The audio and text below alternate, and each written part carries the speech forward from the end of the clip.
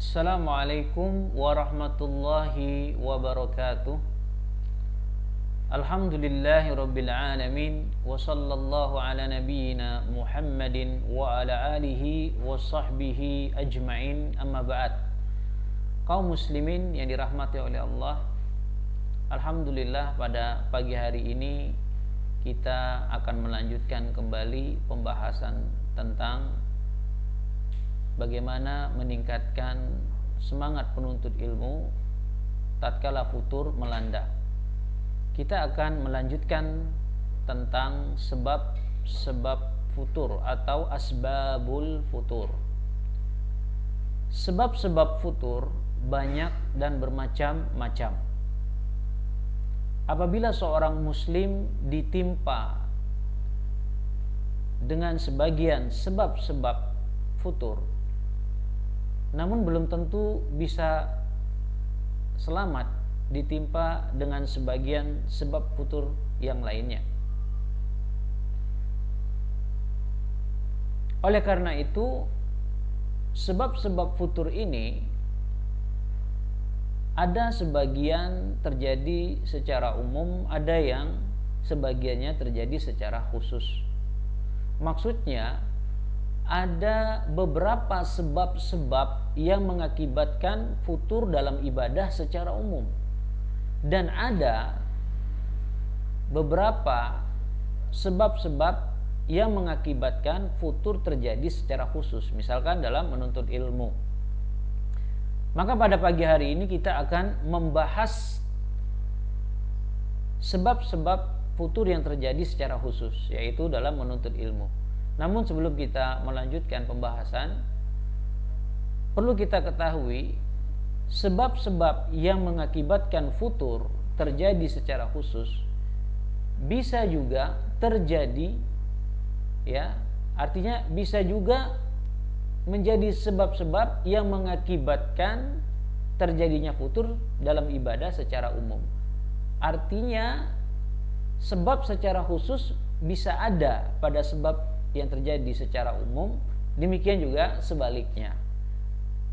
Maka sebab yang pertama adalah tidak ikhlas. Kaum muslimin yang dirahmati oleh Allah Subhanahu wa taala, ikhlas adalah salah satu dari dua rukun diterimanya sebuah amalan.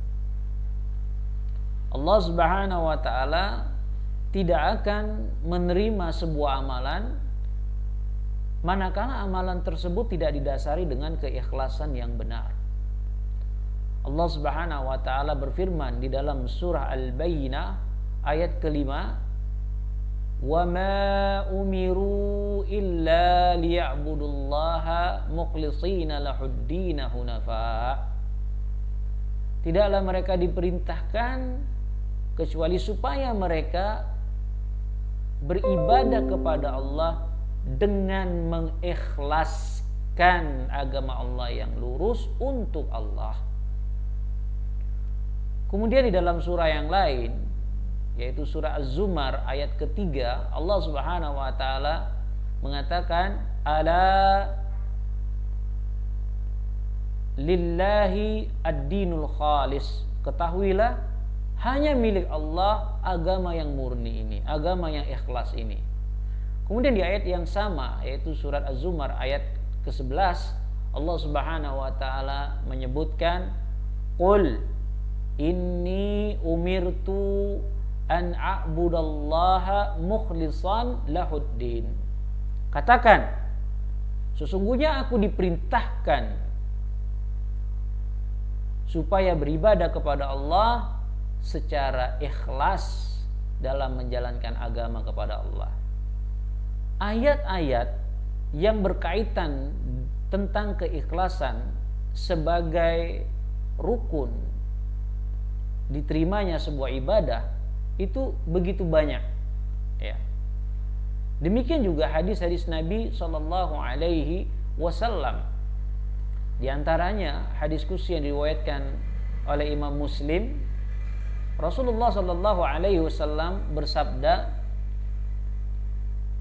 "Ana aghna syuraka anisyirk man amila amalan asyraka fi ma'i ghairihi taraktuhu wa syirkahu.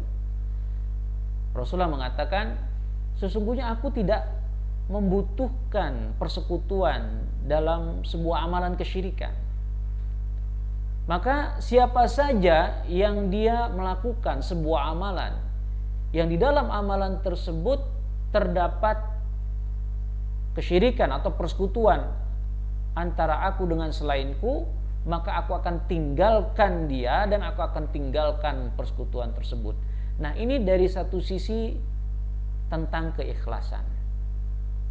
Kemudian di sisi yang lain, bahwa keikhlasan itu dapat mendorong seorang muslim berusaha untuk sungguh-sungguh, giat, rajin, tekun, serta tidak malas, tidak jenuh dan bosan untuk beramal. Karena seseorang yang beramal dengan keikhlasan, dia tidak mengharapkan sesuatu apapun kecuali hanya mengharap pahala dari Allah, mengharap wajah Allah, dan takut dengan azab Allah Subhanahu wa taala. Sebagaimana Allah Subhanahu wa taala berfirman di dalam surah Al-Kahfi ayat 110. Faman kana yarju liqa'a rabbih falyamal 'amalan salihan wa la yusyrik bi ibadati rabbih ahada. Barang siapa yang ingin atau barang siapa yang berharap ingin berjumpa dengan Rabb-nya pada hari akhirat, hendaklah dia beramal kebaikan. Maksudnya di sini beramal sesuai dengan syariat.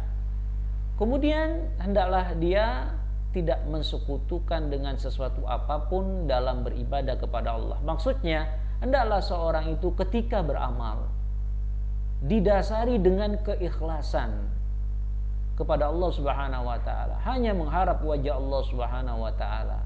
Tidak ada unsur riya, tidak ada unsur sum'ah, tidak ada unsur ujub, tidak ada unsur dunia, tidak ada unsur mencari popularitas, tidak ada unsur yang lainnya. Tetapi murni lillah, karena Allah Subhanahu wa taala. Demikian juga sebaliknya, ketika ketika keikhlasan itu lemah, atau riya itu menyebar ke dalam hati seorang muslim, maka dengan cepat akan memadamkan semangatnya dalam beramal. Maka dengan cepat akan melemahkan komitmennya dalam beramal soleh.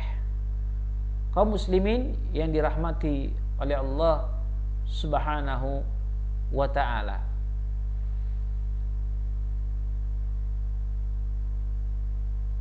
tidak ikhlas dalam beramal ini berkisar berapa keadaan.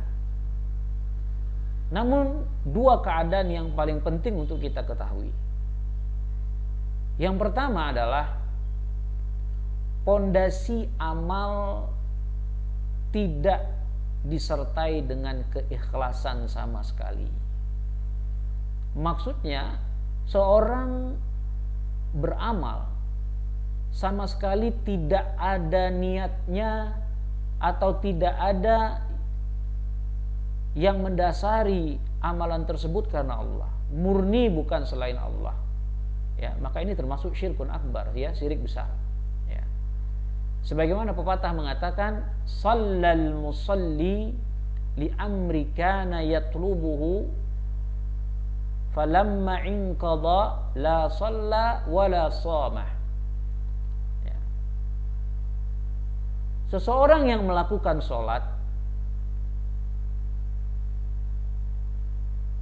karena ingin mendapatkan sesuatu, apabila dia sudah selesai mendapatkan sesuatu tersebut, maka dia akan berhenti untuk sholat. Dia sudah akan berhenti untuk berpuasa. Artinya sholatnya itu dia lakukan karena sesuatu, bukan karena Allah. Murni bukan karena Allah. Buktinya selesai dia mendapatkan, dia berhenti sholat, dia berhenti untuk tidak berpuasa. Dan Ibnu Qayyim al-Jauziyah rahimahullah ta'ala di dalam Jawabul Kafi halaman 115 menyebutkan ini adalah perbuatan syirkun akbar di dalam niat. Ya. Beliau katakan, amma syirku fil iradat wan niyat fadzalikal bahru la sahila lah wa qalla man yanju minhu faman arada bi'amalih ghaira biwajhillah wa nawa syai'an ghaira taqarrub ilaih wa talabal jaza' min fa asyraka biniyati wa iradati. Adapun syirik dalam tujuan, syirik dalam niat, maka ini seperti lautan yang tidak bertepi, dan sangat sedikit orang yang selamat dalam kesyirikan ini, kecuali orang yang dirahmati oleh Allah Subhanahu wa ta'ala. Dan barang siapa yang dia beramal bukan mengharap wajah Allah, dia beramal berniat bukan untuk mendekatkan diri kepada Allah, kemudian dia beramal mengharapkan sesuatu dari selain Allah, sungguh fa asyraka, dia telah melakukan kesyirikan fi niyati wa iradati. Ya, dia telah melakukan kesyirikan di dalam niatnya, melakukan kesyirikan di dalam ya kehendak dan tujuannya, dan bukan syirik sembarangan. Bahkan ini jatuh pada syirkun akbar dalam niat, karena tidak ada satupun keikhlasan yang dia lakukan murni karena selain Allah Subhanahu wa ta'ala. Kemudian yang kedua, pondasi amal yang disertai dengan keikhlasan, namun datang pemaling-pemaling keikhlasan yang melemahkan keikhlasan tersebut, seperti datangnya riya, datangnya sum'ah, datangnya ya ujub, datangnya ingin mencari dunia, ketenaran atau kedudukan, sehingga ya niat-niat ini, tujuan-tujuan yang jelek ini merubah asal yang dia berniat kepada Allah Subhanahu wa ta'ala, karena masuk tujuan-tujuan dunia yang datang baik tiba-tiba atau dari bisikan syaitan, dan dia tidak berusaha untuk memalingkannya dan membiarkannya, maka tujuan-tujuan dunia ini akan membawa pergi keikhlasannya,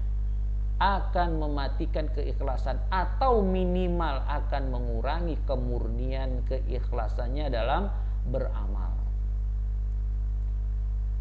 Ya kaum muslimin yang dirahmati oleh Allah Subhanahu wa ta'ala, maka dari ini wajib bagi kita sebagai seorang muslim untuk senantiasa ya memeriksa niat kita, memeriksa keikhlasan kita, kemudian selalu memperbaharui keikhlasan kita tatkala kita ingin beramal karena Allah Subhanahu wa ta'ala, karena ini jalan yang paling baik untuk menetapkan keikhlasan, jalan yang baik untuk menjaga keikhlasan. Allah Subhanahu wa ta'ala berfirman di dalam surat Ghafir ayat 14, fad'ullaha mukhlishin lahuddin walau karihal kafirun. Beribadahlah kalian kepada Allah dengan memurnikan ibadah, dengan memurnikan agama untuk Allah Subhanahu wa ta'ala, walaupun orang-orang kafir tidak menyenanginya. Ini sebab futur yang pertama. Kemudian sebab futur yang kedua, dha'ful ilmi syar'i, lemahnya ilmu syar'i atau jahil terhadap ilmu syar'i. Kaum muslimin yang dirahmati oleh Allah Subhanahu wa ta'ala, jahil atau kebodohan ini penyakit yang mematikan. Ya, sebenarnya ini penyakit yang sangat mematikan, ya. Karena ya di antara hal yang membuat kebodohan semakin berbahaya adalah orang yang bodoh atau orang yang jahil, dia tidak bisa mengetahui efek yang tertinggal dari penyakit yang menimpanya, karena dia jahil. Nah, orang yang jahil atau orang yang bodoh adalah orang yang tidak memiliki sesuatu apapun sebagai bekal yang dia miliki. Dia tidak memiliki sesuatu untuk membentengi dirinya. Dia tidak memiliki sesuatu untuk bagaimana mengobati penyakit yang menimpa dirinya. Sehingga kalau dia tidak memiliki sesuatu, berarti dia jahil, apalagi dia bisa memberikan sesuatu. Makanya pepatah mengatakan faqidu syai' la yu'tihi. Apabila seseorang itu tidak memiliki sesuatu, maka mana mungkin dia memberikan sesuatu tersebut. Maka semakin lemah ilmu syar'i pada seorang muslim, maka semakin besar kemungkinan dia jatuh atau dia tertimpa dengan penyakit futur. Karena kejahilannya menyebabkan dia tidak tahu dalil-dalil syar'i yang memerintahkan atau menganjurkan dia untuk di atas sebuah peribadahan, untuk dia berada dalam sebuah amalan. Dan kebodohan dia atau kejahilannya terhadap dalil-dalil syar'i yang memerintahkan dia tersebut juga membuat dia terhambat untuk menuntut ilmu. Bagaimana keutamaan menuntut ilmu dan lain-lainnya. Kemudian dia juga tidak tahu efek dari perbuatan atau efek dari tindakan yang dia lakukan itu bisa melemahkan komitmennya dalam beramal, bisa mematikan semangatnya dalam beramal. Sebagai contoh, seorang yang jahil, dia tidak akan mengerti apa itu arti nilai kesabaran. Dia tidak akan mengerti apa pengaruh dari kesabaran. Dia tidak mengerti apa balasan dari orang-orang yang bersabar. Sehingga apa yang terjadi? Sehingga ketika dia ditimpa musibah, sulit bagi dia untuk bersabar. Justru dia akan lebih banyak mengeluh. Dan dia jatuh pada sesuatu dosa, yaitu ketidaksabaran. Ketidaksabaran. Sehingga kalau kita merenungkan firman Allah Subhanahu wa taala, Allah itu membedakan antara orang-orang yang berilmu dan orang-orang yang tidak berilmu.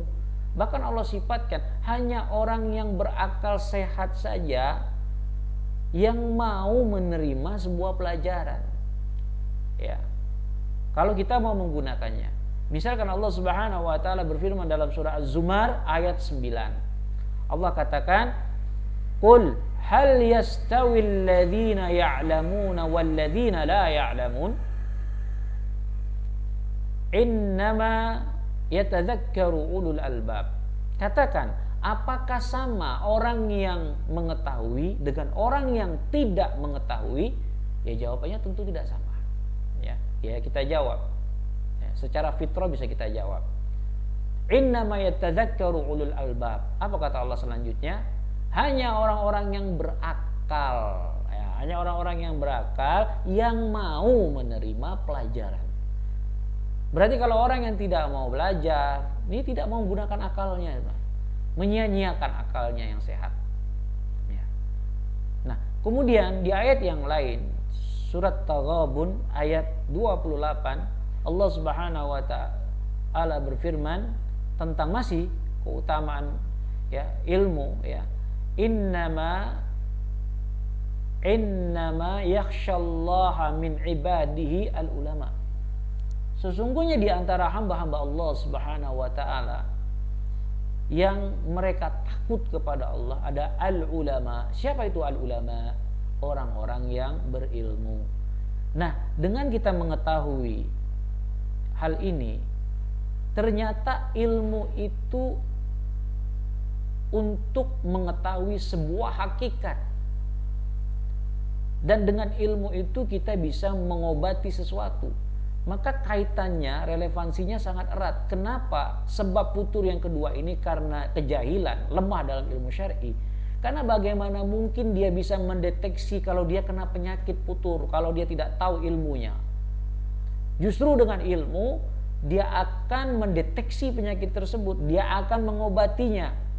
Nah, sangat-sangat rentan bagi orang-orang yang tidak berilmu atau orang-orang yang jahil atau lemah ilmu syar'inya jatuh dalam dosa-dosa, jatuh dalam kemaksiatan, bahkan jatuh dalam dosa yang paling besar sekalipun, yaitu dosa kesyirikan tanpa dia sadar. Innalillah, na'iyadzubillah. Nah, ini sebab futur yang kedua. Kemudian kita akan bahas selanjutnya adalah sebab futur yang ketiga. Sebab futur yang ketiga adalah ta'alluqul qalbi bid-dunya wa nisyanil akhirah. Ketergantungan dengan dunia dan lupa akhirat. Nah, sebab futur yang ketiga tergantung dengan dunia. Ketergantungan dengan dunia dan lupa akhirat. Kaum muslimin yang dirahmati oleh Allah Subhanahu wa taala, di antara sebab futur yang terbesar adalah cinta dunia melebihi daripada cinta akhirat. Ya, saya ulangi ya. Di antara bentuk futur yang terbesar, sebab-sebab futur yang terbesar, cinta dunia melebihi daripada cinta akhirat. Kemudian apa yang terjadi berikutnya? Ya. Hatinya akan bergantung kepada dunia. Imannya akan menjadi lemah sedikit demi sedikit. Ibadah akan dia rasakan menjadi berat dan membosankan. Ya. Kemudian dia akan merasakan kenyamanan, merasakan kesenangan dunia dan harta dunia, dan dia sudah mulai melupakan akhirat, dan saking parahnya dia tidak ingat sama sekali dengan kematian yang suatu saat akan datang kepadanya. Dan dimulailah dia dengan panjang angan-angan ke depan. Nah, tidaklah kaum muslimin yang dirahmati oleh Allah Subhanahu wa taala, kita berlindung dari penyakit ini, ya. Tidaklah musibah-musibah yang besar ini menimpa seorang muslim, ya, maka akan membinasakannya. Jadi benarlah apa kata Rasulullah sallallahu alaihi wasallam, di mana Rasulullah mendoakan dalam bentuk celaan bagi orang yang penghamba dunia. Rasulullah SAW sebutkan, ta'isha abdud dinar, ta'isha abdud dirham, celaka bagi penghamba dirham, celaka bagi penghamba dinar.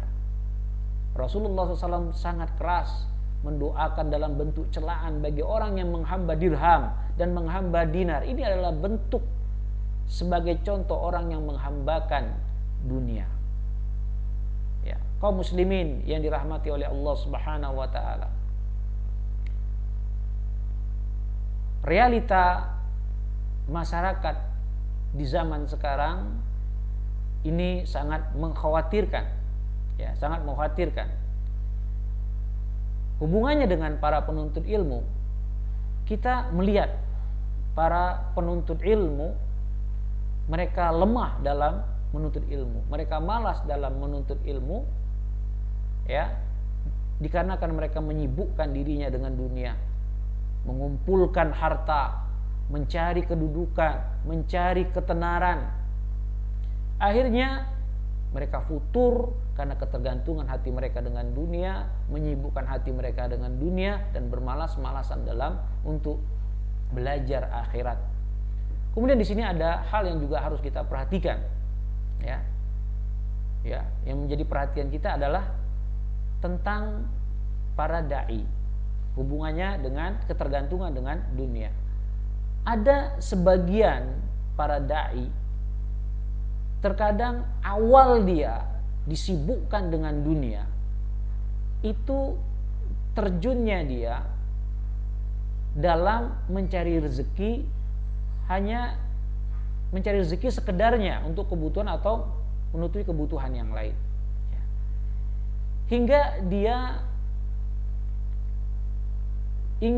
tidak ingin menjadi terikat menjadi sebuah karyawan yang selama seluruh hidupnya gitu. Dia tidak mau. Dan ini perkara yang patut memang kita puji, perkara yang memang sangat mulia. Tetapi bukan itu masalahnya. Masalahnya ketika dia terus menjalani hal ini, awalnya baik, tidak ada masalah, namun dengan segera, dengan cepat pintu dunia terbuka untuknya, mulailah keserakahan bergerak, berada di depan dua kelopak matanya yang sangat sayang untuk dia tinggalkan. Ya. Namun apa yang terjadi selanjutnya tidak berhenti sampai di situ. Syaitan pun menggodanya dengan nama ini Islam, ini syariat Islam, sedikit demi sedikit, sehingga apa yang terjadi, hatinya bergantung kepada dunia. Dia disibukkan dengan dunia daripada ilmu, disibukkan dunia daripada dakwahnya, disibukkan dunia daripada hal-hal akhirat. Padahal di awalnya dia hanya berniat mencari rezeki secukupnya untuk kebutuhan hidupnya. Tetapi itulah bahayanya dunia. Ya, bahayanya dunia. Nah, kaum muslimin yang dirahmati oleh Allah Subhanahu wa taala, Rasulullah SAW mengingatkan kita, dunia itu secukupnya saja. Di dalam sebuah hadis yang diriwayatkan oleh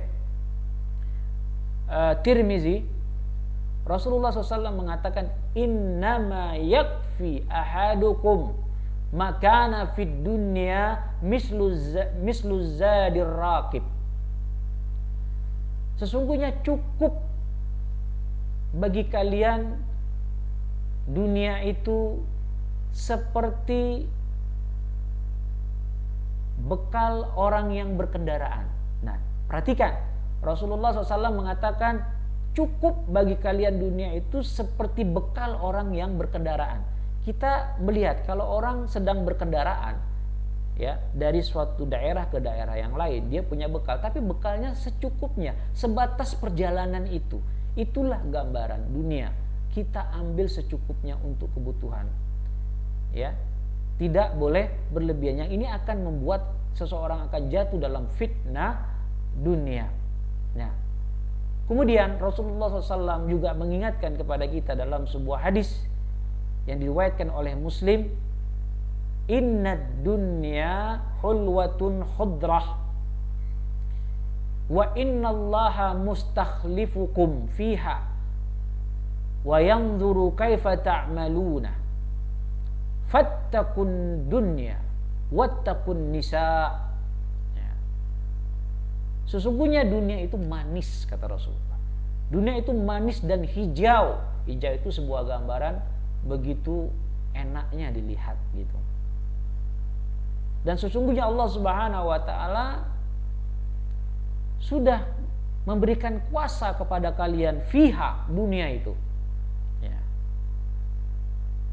Namun Allah Subhanahu wa taala melihat apa yang kau kerjakan di dunia. Kemudian Rasulullah mengatakan fattaqud dunya, berhati-hatilah kalian dengan dunia. Wa fattaqud nisa, berhati-hatilah kalian dengan wanita. Fa inna awwala fitnati bani Israil kanat fin nisa. Sesungguhnya fitnah yang pertama kali menimpa Bani Israel adalah wanita. Kemudian kaum muslimin yang dirahmati oleh Allah Subhanahu wa taala,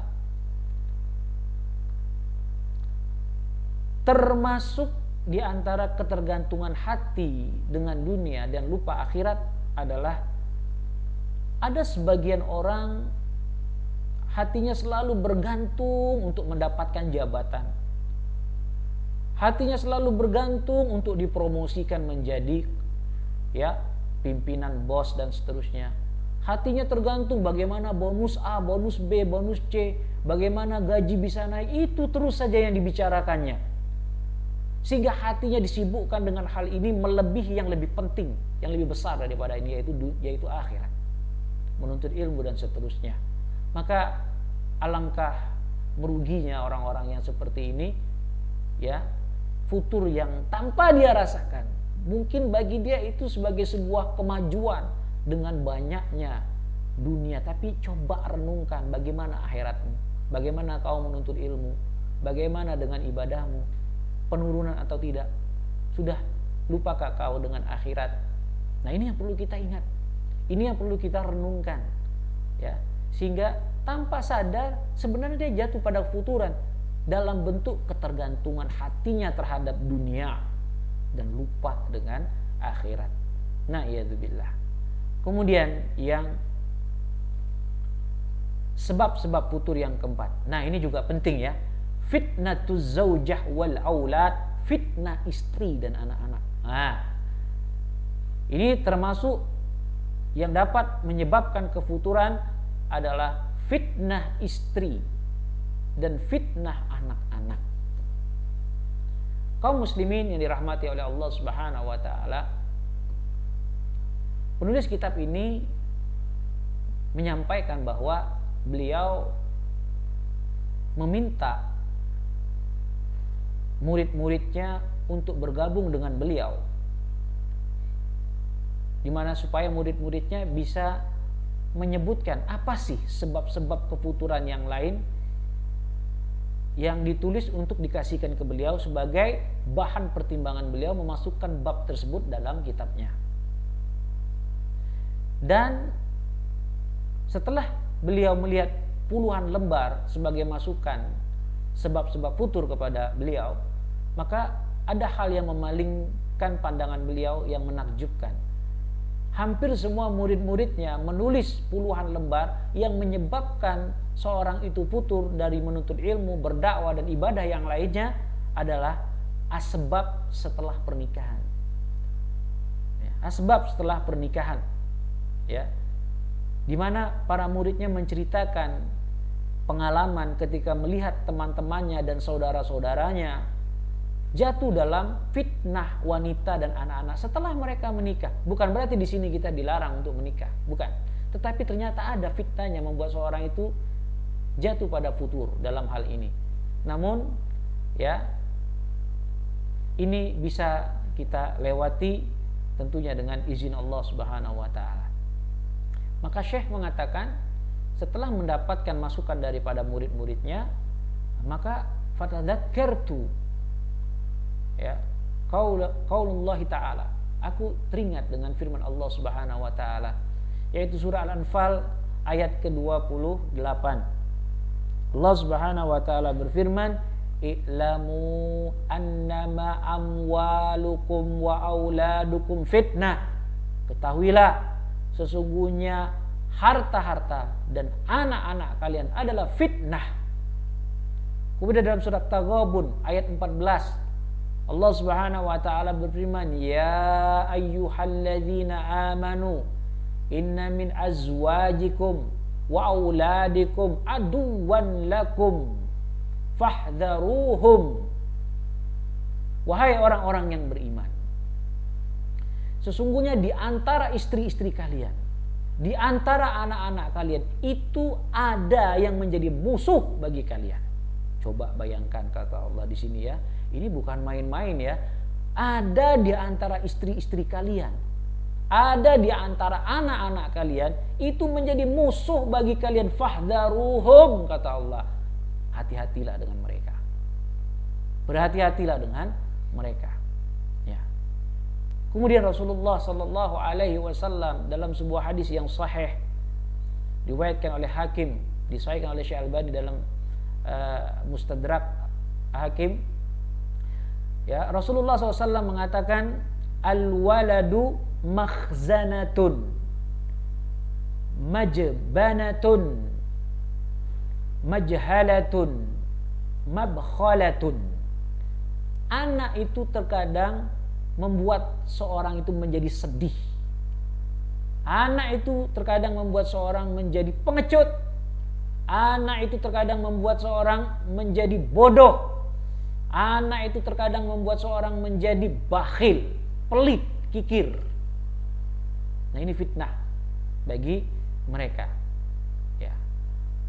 Kemudian Rasulullah SAW dalam hadis riwayat Muslim, ya, mengatakan, inna awwala fitnati bani Israel kanat fin nisa.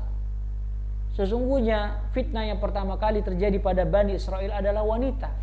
Istri adalah wanita. Ya. Maka kaum muslimin yang dirahmati oleh Allah Subhanahu wa taala, istri terkadang membantu suami, ya. Jadi maksudnya peran istri itu terkadang membantu suami untuk beribadah. Mestinya begitu, membantu suami untuk belajar menuntut ilmu. Ya, kemudian peran istri membantu suaminya kalau dai, berdakwah di jalan Allah. Semuanya apa yang bisa dia bantu untuk akhirat, maka seorang istri itu peran aslinya dia harus membantu. Nah, namun terkadang istri itu menjadi sebuah bala, menjadi sebuah fitnah bagi suaminya. Dan yang paling parah, terkadang si suami tidak merasa tentang fitnah dan bala istri tersebut. Bahkan dia menganggap istrinya sesuatu yang merupakan pemberian Allah Subhanahu wa taala. Dengan kecantikan istrinya, dengan kekayaan istrinya, dengan kegemulayan istrinya, dia merasa itu sesuatu yang pemberian Allah Subhanahu wa taala, padahal dia tidak sadar itu adalah sebuah bala dan musibah, atau sebuah musibah yang menetap dalam rumahnya. Dalam keadaan dia tidak tahu, keadaan istrinya menjadi sebuah fitnah baginya. Bahkan keadaan tersebut adalah penyakit yang paling buruk yang dia sembunyikan dalam rumahnya, atau musuh yang paling dahsyat yang dia anggap manis. Nah, ini fitnah-fitnah istri. Ya bisa dilihat, kalau seorang istri itu sudah menjadi sesuatu yang tidak mendukung suaminya dalam akhirat, menghalang suaminya menuntut ilmu, menghalang suaminya dalam berdakwah, menghalang suaminya untuk mengikuti sebuah kebaikan-kebaikan, menghalangi suaminya untuk yang akhir, bahkan mengarahkan kepada yang tidak benar. Nah, ini musibah, fitnah. Ini istri yang musibah, istri yang menjadi fitnah dan bala. Kaum muslimin yang dirahmati oleh Allah Subhanahu wa taala, demikian juga fitnah terjadi pada anak. Anak itu kadang datang menjadi fitnah bagi orang tua, dalam bentuk si orang tua ini selalu menyibukkan untuk anaknya daripada dia menyibukkan agamanya. Perhatian dia terhadap anaknya, bagaimana dia bisa mengamankan masa depan anaknya. Dia harus pastikan anaknya dapat asuransi A, B, dan C, aman. Karena dia khawatir kalau dia mati nanti tidak mengamankan anaknya, maka dia takut. Padahal yang mesti dia takutkan itu dirinya sendiri. Amankan dulu agama diri sendiri. Mestinya itu yang paling berhak untuk dia takut. Akhirnya apa kaum muslimin yang dirahmati oleh Allah? Dia menyibukkan dirinya antara ngurus istri, ngurus anak, ngurus istri. Tidak ada sedikit pun dia mengurus agamanya. Tidak ada sedikit pun dia peduli dengan akhirat. Dunia saja yang dia urus. Nah, inilah fitnatu zaujah wa fitnatu aulad. Inilah fitnah istri dan fitnah anak yang membuat seorang menjadi futur. Kemudian kaum muslimin yang dirahmati oleh Allah Subhanahu wa taala, benarlah firman Allah Subhanahu wa taala dalam surah Al-Imran ayat ke-14. Apa kata Allah Subhanahu wa taala? Zuyyina lin-nas hubbus syahawat minan nisa wal banin wal qanatiril muqantarah minadh dhahab wal fiddah wal khailul musawwama wal an'am wal harsu zalik mata'ul hayati dunya wallahu indahu husnul ma'ab. Apa kata Allah? Zuyyina linnas, dijadikan indah pada pandangan manusia.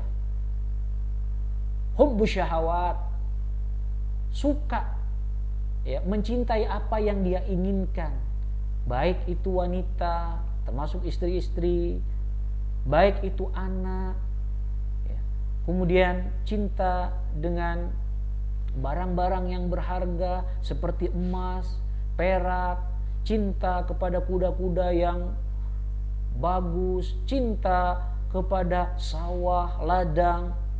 Apa kata Allah? Dzalika mata'ul hayatid dunya. Itulah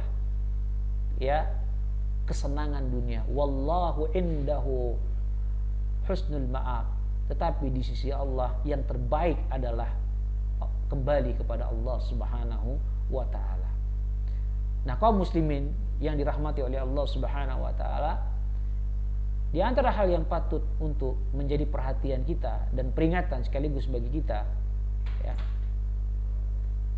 ada sebagian, ya, keadaan seseorang itu berubah, baik dalam beribadah, baik dalam beramal, baik dalam menuntut ilmu, baik dalam dakwah, ya, setelah dia menikah. Setelah dia menikah. Nah, perubahan itu drastis sehingga apa yang terjadi, ya, manusia menilainya futur. Dan tidak sedikit di antara mereka yang mencela, yang mengumpat. Namun perkara ini perlu kita rinci, ya. Tidak semuanya demikian, gitu ya. Karena ada seorang yang setelah menikah keadaannya berubah, itu dikarenakan untuk melakukan tanggung jawab terhadap hak-hak syar'i, baik untuk keluarga maupun anak-anaknya, tapi tidak sampai dia jatuh dalam pelanggaran, tidak sampai dia lalai dalam beribadah, menuntut ilmu, berdakwah, ya. Dan ini adalah perkara yang tabiat, wajar. Seseorang yang masih belum menikah, tentu dia masih, ya, lebih banyak waktunya. Setelah menikah dia punya tanggung jawab yang lain. Tetapi setelah dia menikah jangan sampai dia lalai daripada, ya, menuntut ilmu, berdakwah dan seterusnya, ya, dan seterusnya. Karena setiap keluarga, setiap kondisi, atau maksudnya segala sesuatu itu punya haknya. Keluarga punya hak, diri kita punya hak. Rasulullah Shallallahu Alaihi Wasallam bersabda, ya, inna li rabbika alaika haqqan wa inna li nafsika alaika haqqan wa li ahlika alaika haqqan fa'ti kulli dhi haqqin haqquhu. Ya. Rasulullah SAW mengatakan, sesungguhnya Rabbmu, yaitu Allah, punya hak yang wajib kalian tunaikan. Jadi Rabb itu punya hak untuk kita tunaikan. Kemudian wali nafsika alaika haqqan, dan dirimu juga punya hak yang wajib kamu tunaikan. Wali ahlika alaika haqqan, dan keluargamu juga punya hak untuk ditunaikan. Ya, fa'ti, maka berikanlah hak. Ya, berikanlah setiap hak itu pada haknya. Nah, adapun ayyuhal ikhwah rahimani wa rahimakumullah taala, jika menikah kemudian anak-anak atau istri dan seterusnya menghalang dia dari menuntut ilmu, dari berdakwah, atau dari hal-hal, ya, kegiatan-kegiatan akhirat, ya, maka ini keadaannya seperti orang munafik. Sebagaimana Allah Subhanahu wa taala sebutkan dalam surah Al-Fat ayat ke-11. Allah Subhanahu wa taala katakan, syaghalatna amwaluna wa ahluna. Harta-harta kami dan anak-anak kami, keluarga kami telah menyibukkan kami. Nah, ini tidak pantas. Ya, ini Allah sifatkan seperti orang-orang, ya, munafik, di mana harta mereka, anak-anak mereka telah menyibukkan mereka daripada akhirat. Nah, yang jelas dalam perkara ini, ya, antara berlebih-lebihan dan antara, ya, bermudah-mudahan. Artinya kita harus pertengahan, ya. Kita harus pertengahan, yaitu memberikan hak sesuai dengan haknya, tidak kurang juga tidak lebih. Maka setidaknya bagi setiap muslim harus memperhatikan ini, bahwa Allah Subhanahu wa taala sudah ingatkan kita dalam ayat yang sudah kita jelaskan tadi, yaitu surah Al-Anfal ayat 28, innama amwalukum wa auladukum fitnah wallahu inda ajrun azim. Sesungguhnya harta dan anak-anak kalian adalah fitnah. Inna min azwajikum wa auladikum aduwwun lakum fahdharuhu.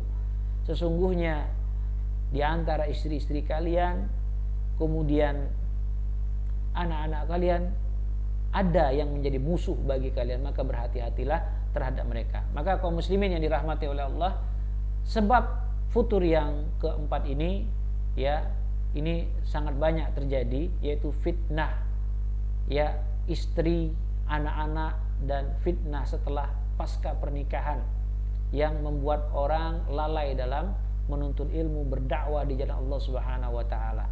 Kemudian yang terakhir, yang kelima adalah sebab futur yang kelima, al-hayatu fil jawa'il fasidah, ya, hidup di lingkungan yang buruk. Ini sebab futur yang kelima, hidup di lingkungan yang buruk.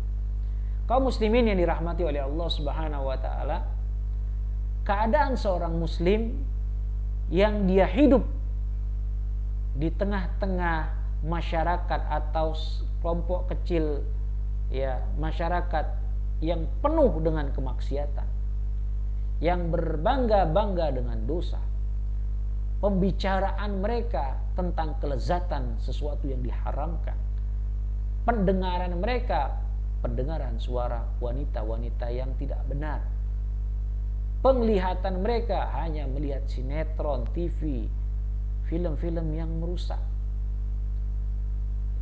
saling mencaci, saling melaknat, itu pujian-pujian di antara mereka, dan seterusnya demikian. Nah, kalau seorang muslim hidup di tengah komunitas yang seperti ini, walaupun kecil, dia akan mengelilingi seorang muslim yang sedikit demi sedikit akan melemahkan keimanannya, ya, dan bahkan tidak jarang dia tidak mampu untuk melawan ajakan tersebut, sehingga, ya, futur itu merasuk atau menyebar dalam seluruh tubuhnya, sehingga dia menjadi futur dalam beribadah, dia futur dalam beramal soleh, sehingga tidak jarang juga dia jatuh dalam perkara maksiat sebagaimana kelompok minoritas itu melakukannya, sehingga dia terbiasa dan tidak ada bedanya pada akhirnya dengan mereka. Maka dalam agama Islam itu seorang muslim diperintahkan yang disebut hijrah dari negeri kafir, ya, untuk melindungi agamanya, untuk melindungi, ya, supaya dia tidak jatuh dalam fitnah. Nah, seorang mukmin dia dituntut untuk berpindah dari teman-teman yang buruk, ya, kepada teman-teman yang baik, untuk menjaga, ya, ketakwaannya, untuk menjaga kesolehannya, sehingga dia tidak jatuh dalam bentuk futur, apalagi futur yang sampai jatuh pada penyimpangan yang parah. Rasulullah SAW menjelaskan hal ini, ya, innama mathalul jalisus salih wa jalisus su kahamilil misk wa nafihil kir.